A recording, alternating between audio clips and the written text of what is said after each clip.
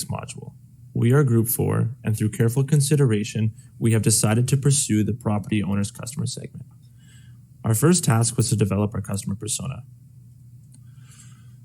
It became clear that this step was crucial in helping our team identify our ideal customer by exploring different aspects of our potential company, taking a look at marketing, sales, product development, and customer service. Our main goal was to put ourselves in the shoes of our customers to gain a better understanding of why our customers will pay for our service. To contrast that, why won't customers pay for our service? And what are our customers' expectations of the service we provide?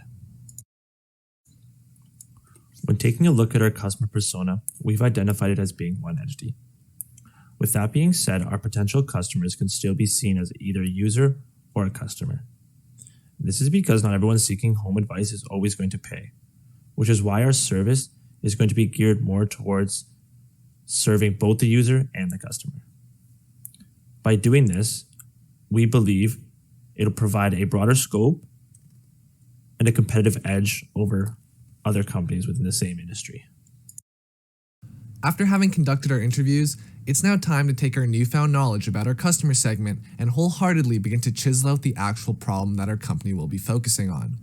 Out of our 4 major identifiable problems, it is clear to see that trade-offs between what the home buyers want and what they can afford is a problem that scores the highest, with a grand total of 75 points.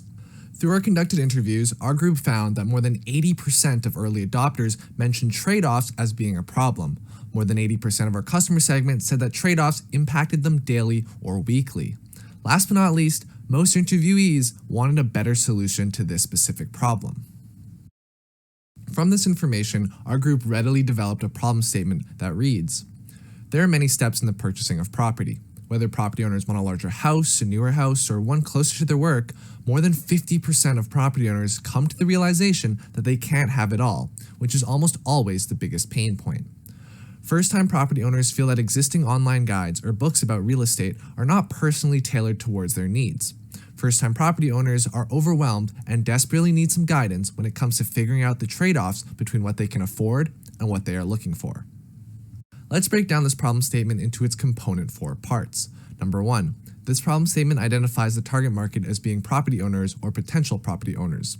Number 2, it identifies the size of the market by stating that more than 50% of property owners have this problem.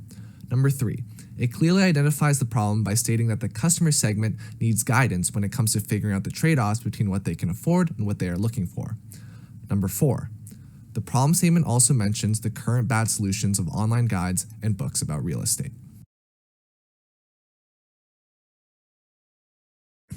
Now, in order to calculate the total addressable market, TAM, as mentioned before, we would have to multiply the number of end users by the average each spends annually.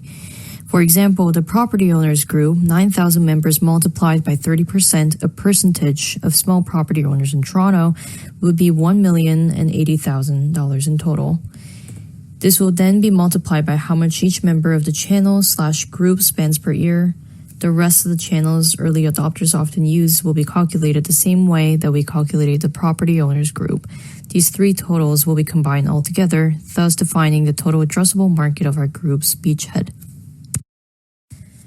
In top-down approach, the focus is targeted on the perspective that big trends or macroeconomic sectors affect the smaller microeconomic sectors.